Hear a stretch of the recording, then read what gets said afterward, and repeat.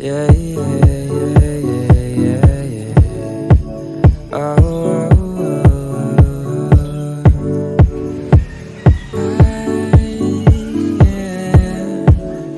Yeah. Another Tuesday, and we sleep until when it's too late. 'Cause summer is whatever you say, so I don't mind at all. Assalamualaikum warahmatullahi wabarakatuh. Selamat siang, Kak. Selamat siang. Maaf sebelumnya mengganggu waktunya. Saya ucapkan dulu terima kasih kepada Kakak karena sudah bersedia untuk diwawancara oleh kelompok kami. Pertama-tama perkenalkan dulu, Kak. Nama saya Dani Rahmadi. Nama saya Miko Juwani. Nama saya Hetira Syabila. Ini kami dari mahasiswa Unila Universitas Lampung, Fakultas Ilmu Sosial dan Ilmu Politik, jurusan Ilmu Administrasi Bisnis. Kami mahasiswa dari Institut semester 6.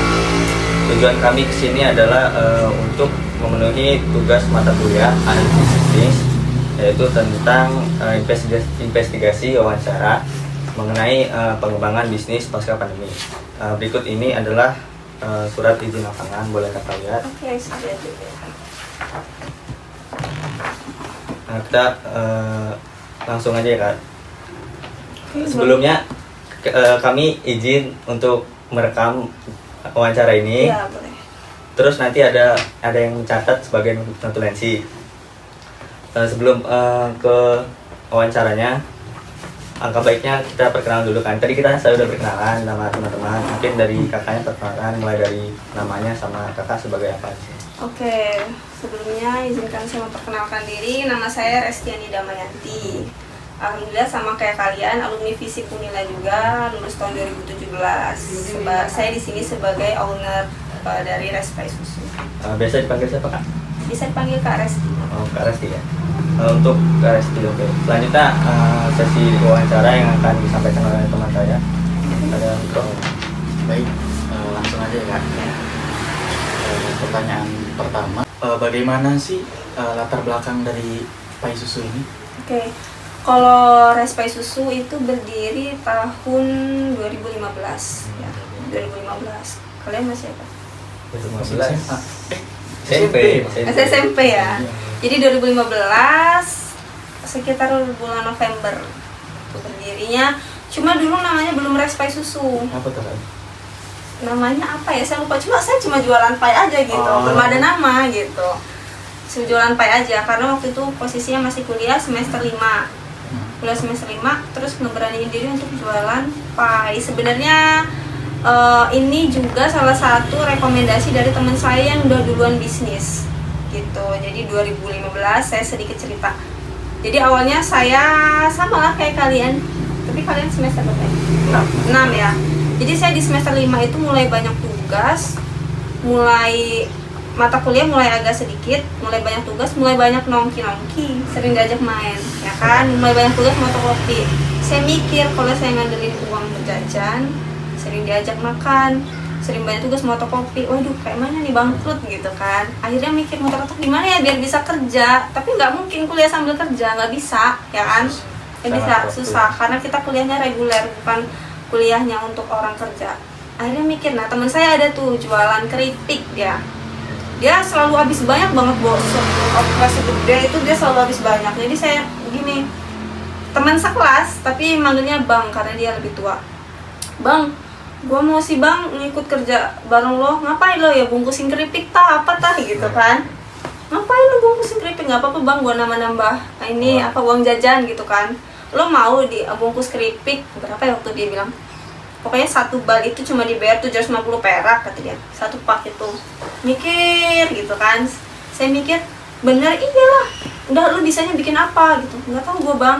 Oh kayaknya pernah bikin pai. Jadi saya sebelumnya tuh pernah jualan pai bareng teman-teman. Tapi bukan saya yang bikin pai ini. Teman saya, anak administrasi bisnis juga. Teman saya angkatan 2013.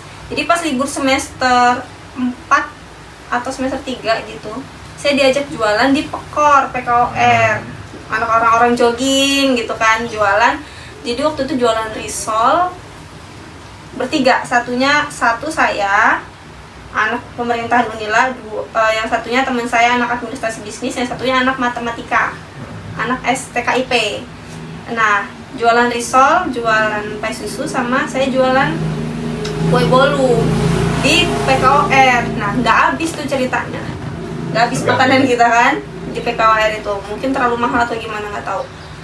Terus akhirnya nih Dok, gimana kalau kita jualan di SD aja biar cepat habis gitu kan. Jadi selama sebulan itu kita jualan di kira-kira sebulan lah ya, kita libur semester itu jualan di SD. Dapatlah uang satu orang sekitar 450.000. Tuh, liburan itu kan, jadi produktif ya. Nah, akhirnya dari situ saya main ke rumahnya teman saya ini yang bikin pai, diajarin lah gitu kan. Nah, akhirnya saya coba di rumah, berhasil gitu. Akhirnya mau nggak mau ya udahlah coba gitu kan. Akhirnya memulailah pai ini, walaupun tadinya belum pai susu namanya. Sambil berjalan saya nggak punya modal, jadi modal awal saya tuh nggak ada, bisa dibilang nol. Kok bisa? Terus bikinnya gimana? Jadi saya dikasih tahu teman saya tuh, bang, gua nggak ada uang gitu kan buat modal segala macam. Lu nggak usah modal, lu modal kuota aja. Gimana bang, gua nggak ada kuota buat gua aja wifi-an terus di kampus gitu kan.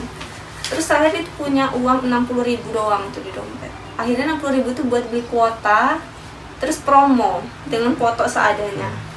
Terus gimana bisa closing pertama itu, saya maksa teman-teman di kampus itu untuk beli. Jadi uangnya saya ambil dulu, saya ambil, pesan, saya beliin bahan, tuh uang-uang mereka baru dikasih. Akhirnya jalan terus jadi Respai Susu. Sebenarnya dulu lulus kuliah sempat mau kerja juga gitu kan. Akhirnya makanya mulai benar-benar seriusnya itu di 2017 Respai Susu. Jadi hitungan mulai apa ada yang terjadi tingkat perubahan gitu sebelum dan sesudah pandemi ini? Apanya itu yang buat berubah? Penjualan.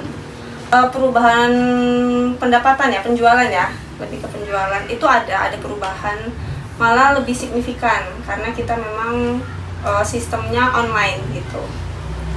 Terus kenapa berubah? Biar saya langsung jelasin ya.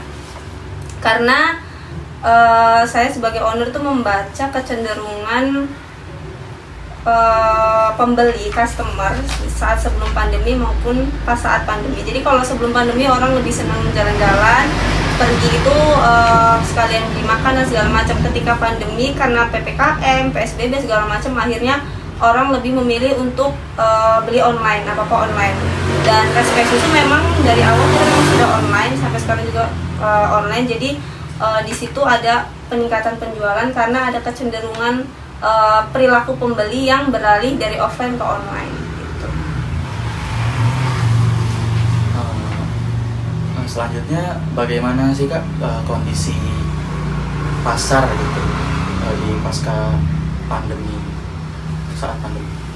Kalau kondisi pasar lebih luas ya pasarnya, karena memang mungkin untuk sebagian bisnis kuliner yang dia offline kayak model kafe, resto gitu ya, atau toko-toko, itu mungkin mereka kepala jadi kaki jadi kepala, mikirin gimana caranya supaya mereka bisa closing gitu setiap harinya, karena kan ada pembatasan, ada nggak boleh aktivitas gitu kan.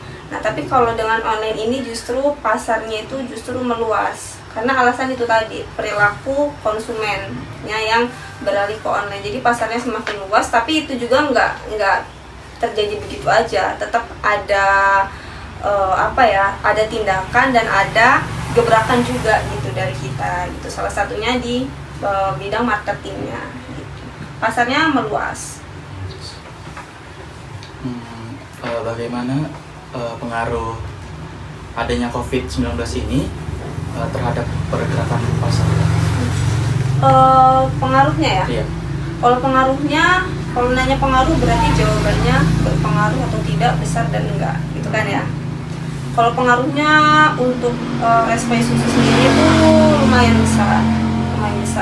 Karena selama COVID juga, yang pertama saya yang biasanya ikut seminar bisnis offline, akhirnya belajarnya online. Kalau seminar biasanya mungkin setahun hanya bisa 2 kali, 3 kali, karena sekarang belajarnya online. COVID akhirnya bisa setiap hari, bisa seminggu sekali, bisa seminggu 2 kali, 3 kali gitu kan. Akhirnya pengaruhnya besar banget gitu, karena akhirnya ilmunya nambah, tindakannya juga bertambah gitu kan. Kita punya strategi-strategi baru akhirnya karena COVID, kita bisa punya target-target baru gitu, dan kita bisa punya produk-produk baru.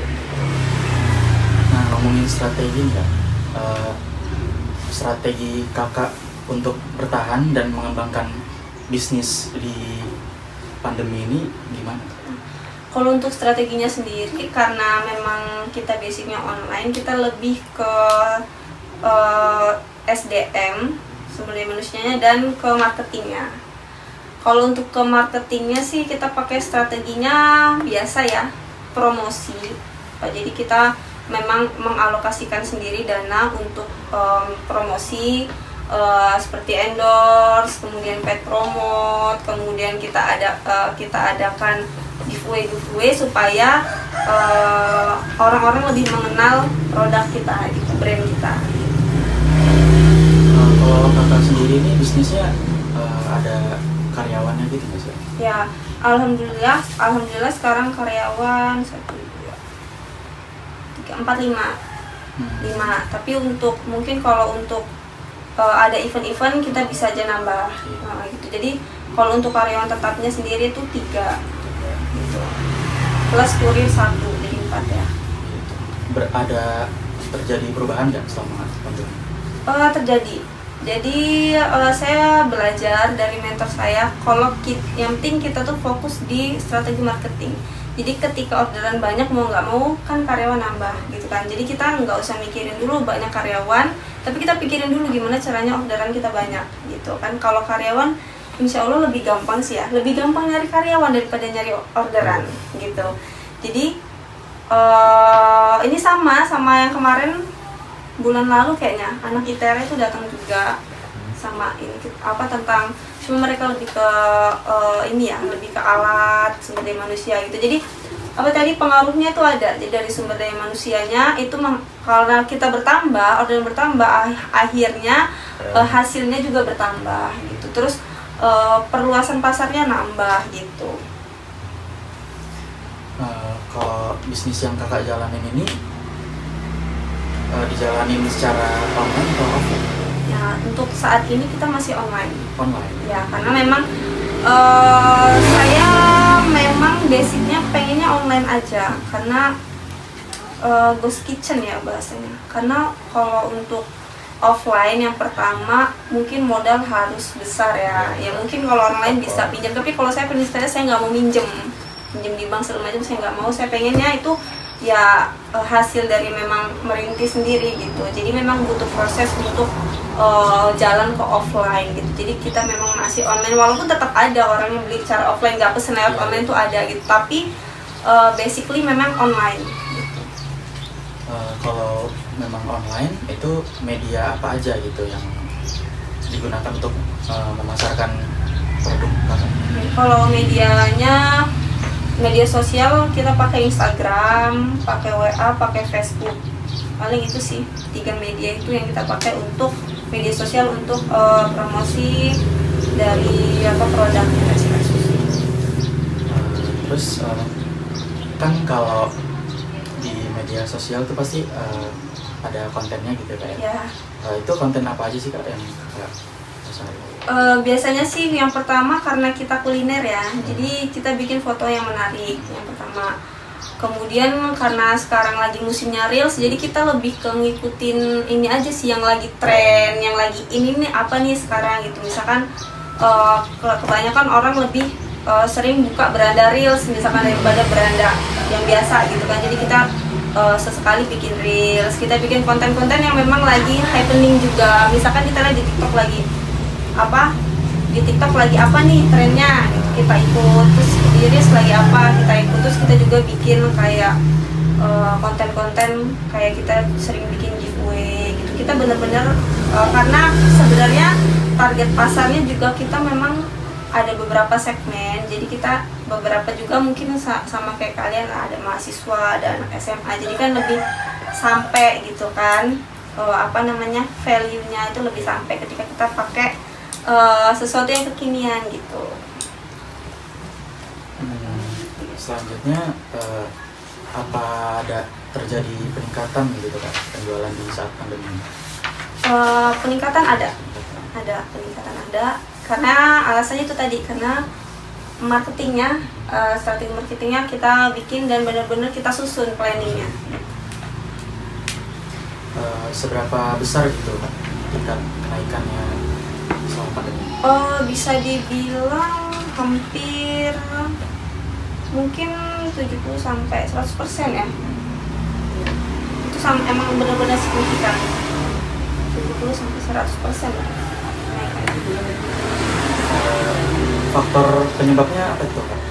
Faktor penyebabnya yang pertama tadi perilaku konsumen, terus yang kedua itu memang sebelumnya saya nggak pernah namanya marketing plan itu hanya secara umum aja, ini lebih sistematis sih ya.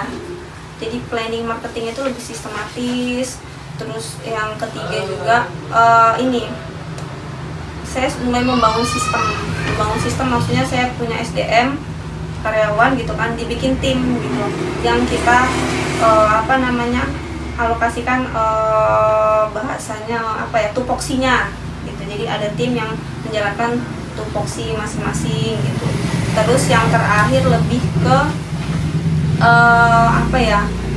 kita lebih ke tren gitu. Jadi yang bikin naik tadi penjualan itu karena kita ngikut tren gitu.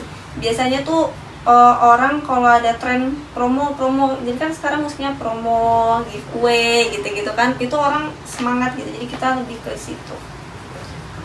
Lanjut ya Kak ya, ngomongin varian menu nih Kak. Oke, boleh.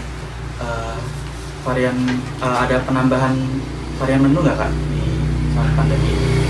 Saat pandemi ada varian menu, ada beberapa menu baru yang kita buat. Jadi ada berapa ya? Saya lupa sampai produk saya. Jadi yang pertama pai susu itu lebih ke menu utamanya sih ya. Menu utamanya pai susu, terus ada baked cheese pie. Jadi pas pandemi kita bikin ada pai pisang, pai susu pisang, terus ada varian yang kismis, kemudian ada red velvet, itu banyak sih, dan itu memang baru kita buat saat pandemi gitu. Terus yang terbaru kita bikin kue kering juga, terus untuk packaging kemasan kita juga bikin paket-paket gitu. Itu baru saat ide-ide itu muncul saat pandemi. Nah kalau untuk best sellernya sendiri apa tuh Kak variannya? Kalau best sellernya itu tetap pai susu sih, untuknya pai susu keju dan coklat. Tantangan apa aja sih Kak yang Kakak hadapin? Kalau tantangan lebih ke ini sih ya, lebih ke psikologis dari customer, dari konsumen. Karena biasanya sebelum pandemi itu kebanyakan customer Respai Susu itu lebih ke mahasiswa, terus anak sekolah, karena kita ada pai susu custom ya, gitu. Terus mungkin ada sih emak-emak, tapi cuma sebagian. Nah setelah pandemi ini banyak banget customer baru, itu rata-rata emak-emak semua. Dan tantangannya tuh lebih ke apalagi yang dari Facebook ya. Saya nggak tahu juga ya kalau di Facebook itu, jadi mereka tuh lebih kayak kurang paham. Mungkin kalau kayak kalian kan baca di caption nama, misalkan pai susu original harga 38.000, misalkan pesan lewat WA gitu kan. Nah jadi tantangannya itu karena meluasnya pasar dan makin banyaknya emak-emaknya pasarnya, itu makin sulit di admin sih, lebih ke administrasinya gitu. Kalau lebih ke administrasi, karena memang ternyata jadi admin tuh harus sabar-sabar banget gitu, karena saya merangkap jadi admin gitu kan, sementara saya yang pegang. Udah tertera harga misalkan 38.000, masih nanya, Mbak ini berapa ya gitu. Udah tertera misalkan isi 20, isinya berapa Mbak, nah gitu. Kayak sebenarnya tuh receh gitu ya, cuma kadang kalau kayak itu kan semuanya udah kita buat gitu kan. ternyata masih nggak bisa juga. Mungkin memang budaya bacanya kurang atau seperti apa, mungkin lebih tantangannya lebih ke ngadminnya gitu ya, untuk komunikasi ke customer gitu. Kita udah buat sesimpel mungkin, maksudnya selengkap mungkin infonya, tapi kadang kan masih belum ini juga gitu ya. Kita maklumin, nggak apa-apa sih, itu sebagai pelajaran juga, maksudnya ujian yang untuk kontrol emosi kita, mengelola emosional itu, untuk kayak gitu belajar mengelola emosional. Lanjut ya Kak ya, di saat pandemi ini ada terjadi perubahan pola penjualan nggak? Pola penjualannya berubah, ya berubah. Sebenarnya itu semua terjadi ketika saya belajar sebenarnya. Sebelumnya itu kayak ya udah ngalir aja gitu, ada orderan ini, nggak ada udah gitu, atau kalau memang bener-bener kok orderan sepi gitu kan, atau hanya beberapa baru saya ini gitu kan. Nah kalau saat pandemi itu mau ada orderan nggak ada orderan, misalkan saya udah bikin plan minggu ini promo, ya udah tetap promo gitu. Jadi walaupun order meledak ya tetap nggak apa-apa, kita lakuin gitu. Terus nanti misalkan bulan ini mau ada diskon ini, bulan ini mau ada giveaway ini, ya udah tetap lakuin. Jadi benar-benar tersusun gitu. Itu yang mempengaruhi, itu pola penjualannya jadi benar-benar rapi gitu setelah pandemi. Karena apa tadi ya, karena belajar gitu. Ternyata jualan itu ilmunya banyak banget gitu, nggak sekedar kita jual 2.000 dia beli terus udah, itu enggak, ternyata nggak kayak gitu, banyak banget ilmunya gitu. Nah kalau di saat pandemi ini ada terjadi penambahan aset produksi nggak? Penambahan ada, karena itu semua lebih ke ini ya, sebab akibat. Jadi selama ini jadi dari pertanyaan-pertanyaan tadi kan, apakah ada penjualan meningkat? Ya gitu kan. Apakah ada penambahan menu? Ya gitu kan. Apa penambahan karyawan? Ya. Jadi ketika orderan nambah, karyawan nambah, otomatis pasti alat juga bertambah gitu kan. Nah, jadi kita ada beberapa nambah, kayak alat-alat yang vital sih, lebih ke vital, kayak oven, kemudian kompor, kemudian cetakan, benar-benar kita bertambah semua gitu. Karena peningkatan tadi. Ya. Kakak tahu nggak sih Kak, siapa aja gitu loh pesaing bisnis dari susu ini Kakak? Kalau pesaing kita tahu ya, karena dalam berbisnis bagi saya itu memang kita harus punya saingan. Soalnya kalau kita bisnis nggak ada saingan, itu flat, itu nggak seru gitu. Jadi kita bakal ya udah slow aja gitu kan, cuma gue ini gitu kan, nggak gitu. Sama lah kayak kita belajar, misalkan si dia dapat A, kita dapat C plus gitu kan, pasti kita pengen kan dapat B plus atau seenggaknya gitu. Tapi kalau misalkan kita cuma sendirian nih, private misalkan, beda. Private satu guru, satu dosen, satu kita. Dapatnya segitu ya udah gitu kan, paling belajar lagi ya udah, karena nggak ada pesaing. Jadi pesaing itu penting, bukan untuk saling menjatuhkan, tapi justru untuk untuk melihat loh kita tuh apa sih yang membedakan kita dengan dia gitu. Jadi itu yang bikin kita bernilai gitu di mata customer, karena kita tuh beda loh gitu. Sama nih, misalkan sama-sama pai susu, tapi rasanya beda, kemasannya beda, harganya beda ya kan. Dan mungkin pelayanannya beda gitu, pasti ada yang beda gitu. Walaupun ya ibaratnya makanan ya, sama-sama tempe goreng, yang buat A dan B pasti rasanya beda ya kan. Yang satu garamnya dikit, yang satu garamnya banyak, satu pakai micin, satu enggak, garamnya kan pasti beda. Dan tapi kita tahu nih, saya tahu pesaing, cuma nggak terlalu tahu banyak ya, ada berapa di Lampung. Cuma dulu saya pernah menelusuri di tahun 2017 atau 2016-an, di 16-17 itu lebih dari 10 gitu yang jual pai susu, baik online maupun offline, kebanyakan online sih ya, ada lebih dari 10. Nah terus saya telusuri lagi sekitar 2021 ya, 2020 itu udah mulai berkurang, paling sisa nggak nyampe 10, paling nggak nyampe 5 juga mungkin ya, yang benar-benar ini gitu, itu nggak nyampe. Jadi ibaratnya kan nggak banyak loh yang bertahan, mungkin musiman, karena pada saat 2016 ke 2019 itu memang pai susu lagi nge-up banget ya. Jadi banyak banget orang jualan pai susu segala macam kayak gitu. Cuma kan mungkin banyak yang faktor sih, apa mungkin kualitas rasa, atau mungkin ownernya kemudian kerja akhirnya nggak lanjut jualan gitu kan, atau mungkin ownernya nikah terus dibawa suaminya ke Jepang akhirnya nggak jualan lagi di Lampung gitu kan, kita kan nggak tahu ya, banyak banyak faktor gitu. Cuma pesaing saya tahu beberapa gitu, tapi saya cukup tahu produk dia ini rasanya begini, terus harganya sekian, udah gitu, cukup sampai situ aja. Tapi nggak yang selalu ngepoin sampai gitu, nggak sampai kayak gitu. Karena kalau kita fokus ke pesaing ya kita bakalan ngapain gitu loh ngurusin produk orang ya kan, malah nggak keurus nanti jualan kita, produk kita gitu. Jadi ya nggak fokus. Kayak misalkan dia tahu nih ada Respai susu, terus dia kayak ngebandingin segala macam, nggak masalah. Cuma kita sih nggak pernah gitu ngebandingin, biarin customer aja yang ngebandingin gitu, kita nggak usah ngebanding-bandingin gitu ya. Ibaratnya kayak misalkan di blog apa-apa, saya ada di blog gitu kan, jadi Respai susu di blog sama salah satu adalah penjual pie, pesaing pie. Sebenarnya kalau dia menganggap saya bukan pesaing, dia nggak mungkin ngeblok gitu kan. Tapi kalau kenapa dia ngeblok, berarti dia nggak saya pesaing, takut. Padahal dia lebih up daripada Respai susu, padahal dia lebih glow up daripada Respai susu gitu. Cuma nggak apa-apa, akun pribadi saya juga di blog, padahal saya nggak tahu gitu.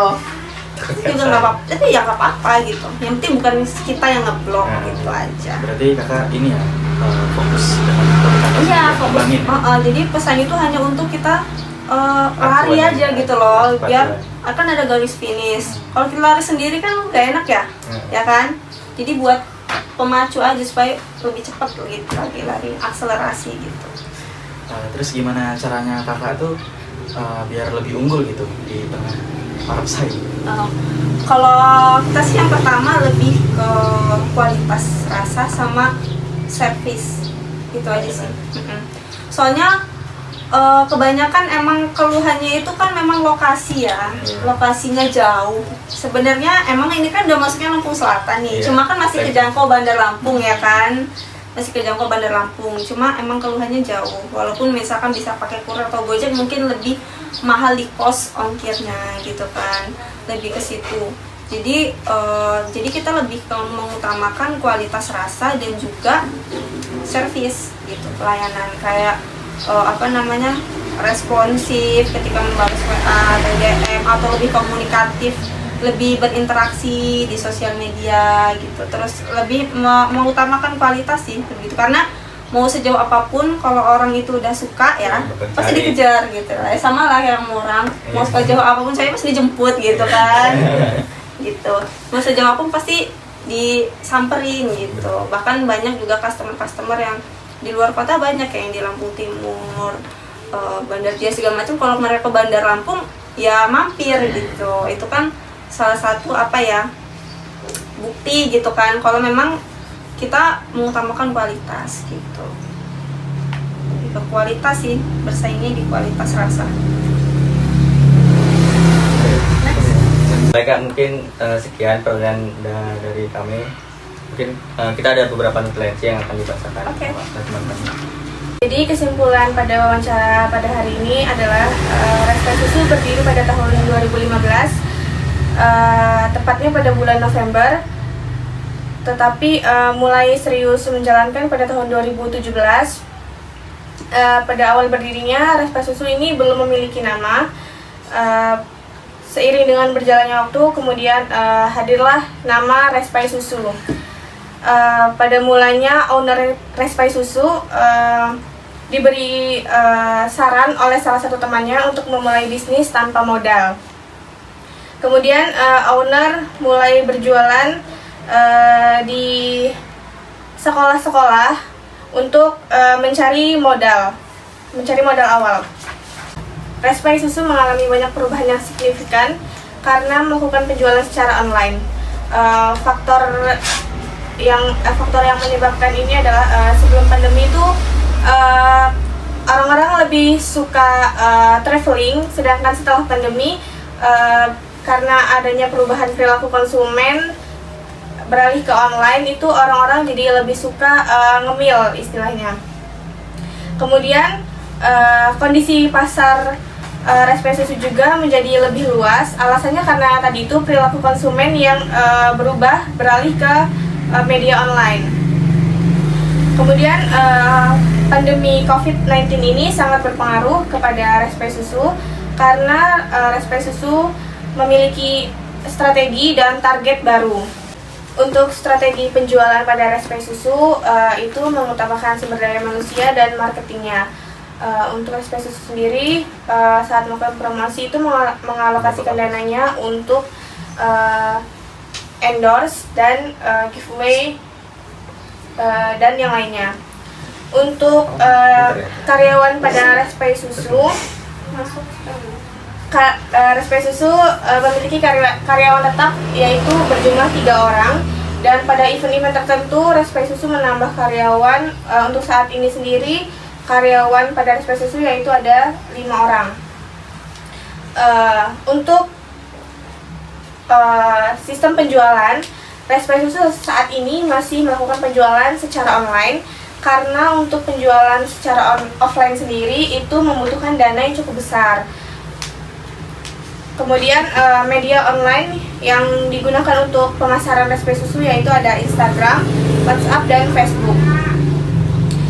Konten-konten yang digunakan oleh respect susu untuk promosi di media online itu seperti foto yang menarik, memanfaatkan reels di Instagram, dan konten-konten giveaway lainnya.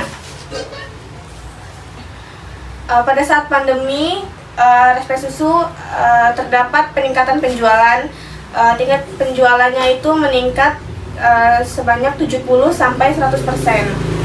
Faktor yang menyebabkannya itu perilaku konsumen yang berubah, terus karena respect susu membangun sistem sumber daya manusia dan mengikuti tren yang ada. Untuk varian menu pada respect susu ada menu utamanya yaitu pai susu, kemudian ada varian-varian baru yaitu pai susu pisang, pai susu kismis, pai susu red velvet, baked cheese pie, dan ada kue kering lainnya. Untuk produk best seller dari respect susu yaitu pai susu keju dan pai susu coklat.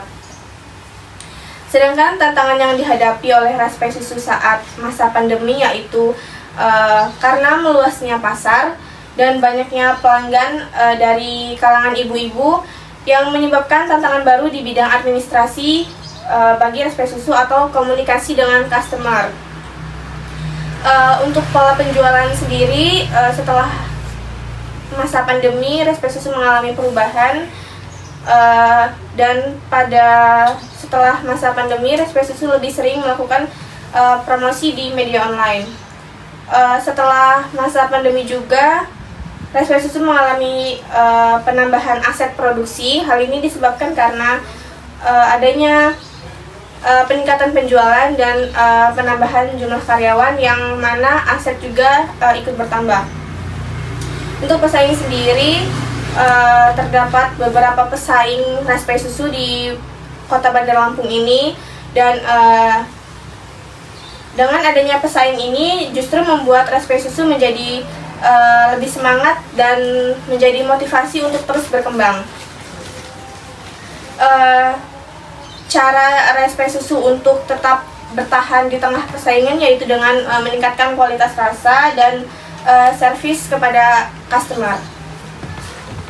Sekian, terima kasih. Baiklah, sekian wawancara dari kelompok kami. Kami ucapkan makasih banyak kepada kakak kesempatannya. Sudah mau diwawancari oleh kami. Kami minta maaf bila ada kekurangan dalam wawancara ini ataupun kesalahan kata atau perilaku kita. Mungkin di lain waktu, jikalau ada kesempatan, kita bisa berkunjung kembali, atau mungkin kalau ada wawancara lagi, kami bisa menghubungi kakaknya. Sekali lagi kami ucapkan terima kasih. Kami izin pamit. Assalamualaikum warahmatullahi wabarakatuh. Sebelumnya sama-sama saya juga mengucapkan terima kasih. Mudah-mudahan ini bisa bermanfaat untuk tugas kalian, bisa kalian juga bisa mengambil ilmu dari yang kita sudah obrolkan tadi. Wassalamualaikum warahmatullahi wabarakatuh.